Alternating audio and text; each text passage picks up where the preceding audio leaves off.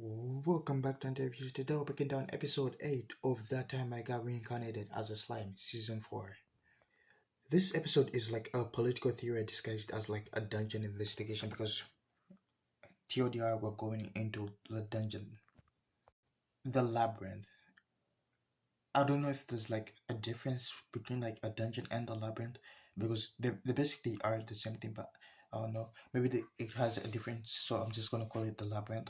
And I think this like political like endeavor that we're in, I think might be like the most interesting and satisfying things about like this season because I like theorizing. Like I like I like political. I like drama. But I don't like political dramas that much. But like the ones that actually that I watch do them really good. And like that and this that time again we got it as a slime does it really good.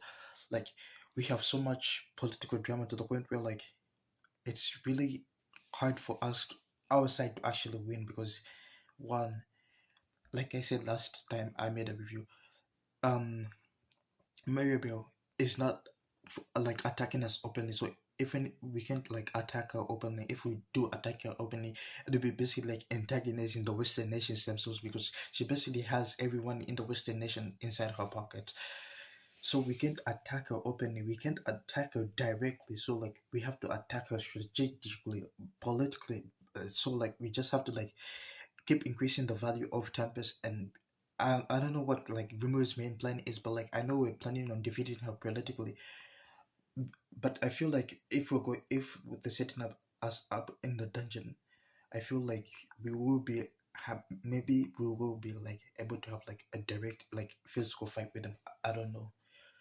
I don't know what the future episodes has in set for us, but like I can't wait for them. Let's get into the episode itself.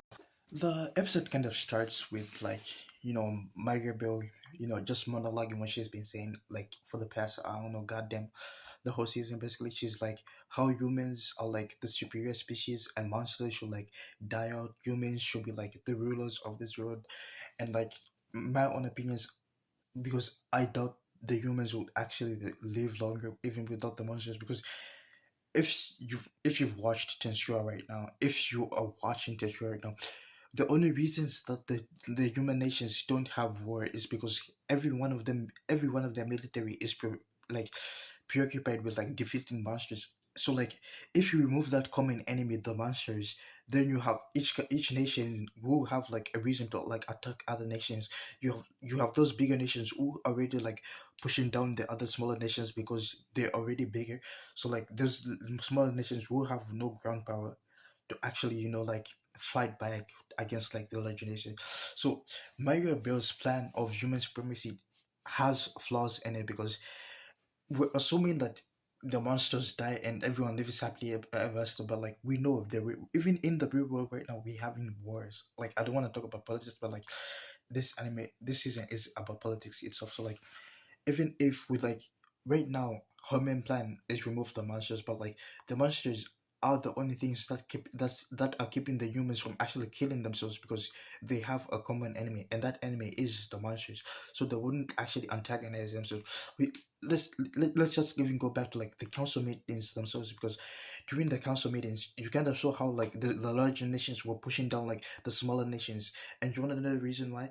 It's because those larger nations are like don't do anything, like the larger nations are in the middle because I wish I had a map. Let me just pull up a map of like the Tensura. Yeah, this is basically how it is. You see how like the the main large nations are like actually being protected. Like you have the main nations right here who are providing like the most military might. So like the smaller nations heavily depend on like the larger nations to keep them safe. So it kind of means that the larger nations have more power and more say in like what the smaller nations can do. So theoretically, the small nations are basically like the vassal states of the larger nations. If war broke out right now, the smaller nations would 9 times out of 10 die out. So like Mario Bros plan right now of like removing the natural enemy, which is like Tempest right now, like removing the monsters, really wouldn't be effective because uh, the humans will find like we'll find another enemy. It probably will be the elves, and like I doubt the elf queen will actually let that happen because we know her power, like her magical level is close enough to like that of a working demon, and we have Gazel, who's like also really strong. So like they wouldn't attack the dwarves and they wouldn't attack the elves because that would be like dire. So who's the only option left to attack? You have to attack your own self because humans are greedy by nature. So like that greed will want, they'll want to like actually make larger nations. And I think Maribel's plan is that once she takes over, like when she removes Tempest, she takes over the humans. She actually starts ruling like the entire countries, as like like how a country, like think let's think of the US. Like how it has 52 states, but it's run by a single president. So it's like the royal families will be the president, and then those countries will be like like the states. That's how like Maribel is envisioning it. But like when you have egotistic humans like this who are willing to like put the lives of millions of people just for like petty like a few petty coins. I doubt her plan in the long run will actually go. It's either she actually has to brainwash like each and every person who is in power in those nations to actually be able to like actually function as a society. And like if she is controlling everyone, that means they don't actually have like a peaceful life because freedom, like being able to freely do what you want is like the basic of freedom. Like the main goal is like the freedom of humans. But like if she is controlling all the humans, then they don't really have any freedom. They're basically just puppets. And like that would be like a distraction to her like plan. So like I don't know what like how far she has thought of it of a plan. But like as even when I'm thinking about her plan, it doesn't have like that much staying power. Like, and she is human. Like I know we know she is human. I don't know how like the grandfather has been alive the whole time. But like Variable is human. She will die eventually. She has died once. She will die eventually. And as like the Russell family grow in power, they will become more greedy to the point where like they would they would do anything for that power. That's what I'm saying. Like her plan doesn't like make sense. But like also from a standpoint, I also see what her plan is entailing. Because you can't you can't also trust monsters because you monsters have been your natural enemies for like thousands of years. And like so you can't really also trust monsters. So I don't know what like to do. Because from like I was thinking about this all the time, like while watching the episode, even after watching the episode. But like from her perspective, from Maria's perspective, like a slime became a demon lord and built like an economical powerhouse in maximum of 3 years. So like that would be like actually scary to her. So like from a fear point, from a standpoint of her, like I get her. But like her dumb decisions would lead us to like our actual deaths in the end run. And we also have like the angels who are about to descend anytime soon because Tempest is advances further. So like we have so many problems to deal with to the point like my head even hurts because I'm not the leader of Tempest. But like just theorizing and coming and talking about this just makes my head hurt a lot.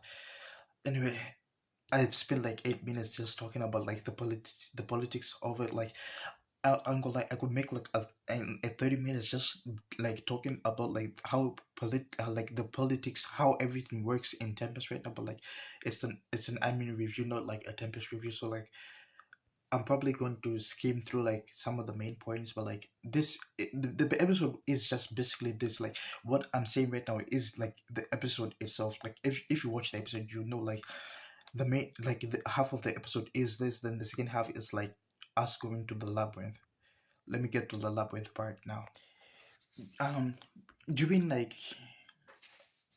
after the whole interrogation, they kind of come to grab like a meal. Like as they're having like a meal, Rimuru is approached by Gapta, who kind of reminds him that he was invited to like to visit the labyrinth by the association. By the association, I mean Yuuki. Yuki has invited Rimuru to like visit the labyrinth, and like this has been set in for like months. So like he can't actually back out of it. And this is also like a perfect opportunity for Tempest for Rimuru to actually get like to actually trap they're setting up a trap. So like he's setting a trap for the trap for the trap. If you basically get what I'm saying. So this is also like a perfect opportunity for women to like forfeit like all of their plans and bring them in the light our style, because Rimmer, I can also tell like Rimmer is tired of like the political dilemmas. He wants to get this done over with, and I'm also wanna get this done out with. And I also wanna like talk about Yuki. So like Yuki's role in the episode is like deliberately like kept really unclear. Like Rimmer knows he's involved. He doesn't know how much like Mario Bros plans Yuki actually is. We know that Yuki was like went to the Dragoness to get like I don't know what he went to get, but like we know that Mario Bros thinks it's strong enough to actually hold Malim back, because something that could hold Malim back, like one of I one of the first founding of the founders of like the octogram, like the demon lords herself, like everyone knows Malim is like absurdly strong, so like something that can hold her back, like I really want to know what that thing is. And like I really think that Yuki is playing Mario Bros right now. Like I kept coming back to like the same position I've always held all season. Like I don't believe Yuki is actually genuinely being controlled by Mario Bros. Like he is too smart for you. This I he there's no way he would have been like he's too calculated. Like my read is that he's like positioning himself so that if Mario Bros plan collapses, he walks away like looking like he was the victim who was being actually manipulated while quietly moving everything as he needs, because we know that Mario Bros greed controls doesn't control a person but like amplifies the greed, and we know that use this Yuki's greed is enormous, and I doubt like another world will actually not have a way to actually counteract Mario Bell's unique skill. Like with Mario Bell, like she's the enemy, but with Yuki, you never like fully know anything. Like, and that's the unsettling part of him. It's like it makes it like it's a danger. It's like a dangerous person is a person you don't know anything about. Like Maria Bell, we kind of know, we know her skill, we basically know, we have all the information to actually defeat her, but we can't defeat her because we want to make peace with humans. But like for who's this Yuki, we have no information. We don't know if he has a skill.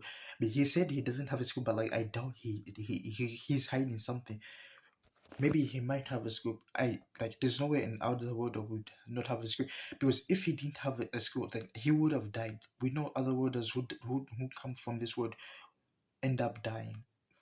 Like 9 times a day end up dying. So like I feel like he's hiding one of his skills, his main skills.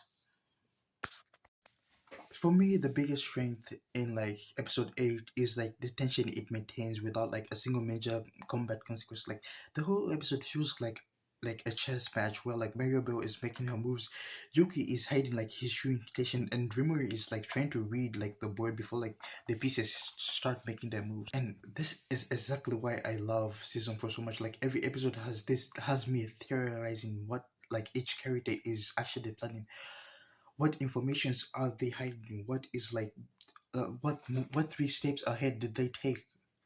And here's like a quick fun fact. Like my favorite show growing up was Gravity Falls, like a show built entirely on like mysteries and like theories. And like the joy of just trying to figure out what theory, and that theory being turned out true, was exhilarating. That's why I like mystery animes like ReZero. I'm not covering ReZero right now because I wasn't like really planning on making a channel, and by the time like I decided to make like a channel, Rizzo had already passed so many episodes. So like I'm feeling like since it's like a 2-part anime, so like when this first part airs, I will be reviewing like the second part of Rizzo, but like now I'm just watching and like theorizing on what's happening right now. Anyway, season 4 of Slime gives me like that feeling like every week. Like the difference in that is, instead like of like a 12-year-old like into a journey, is like we have like a demon lord, instead of like how Gravity Falls was. It was like we have now more politics, we have things to actually like we have consequences of our own actions. Wow. Like both of them are equally stressful, but like both are equally rated, and I'm like I keep saying, I'm enjoying myself right now. Like I I could have made like a whole, like, 50 minute, like an hour long video on just like the politics of slime, like everything in between, like what each country's motive might be, everything. Like I could theorize off the top of my head like a crap ton of things, but like I kept saying, my channel is mainly a review channel, and like I have to give you like some kind of review of the episode. I don't know. I feel like maybe at the end of this, maybe if when I guess once I get more information, I'll probably make like a video on covering like what each nation's main objective might be, and how Rimuru will navigate like each like nation's main objective. Anyway, before I start yapping about like each the nations nonstop. Here's the question of the day, and I think this will be like the end part of the video.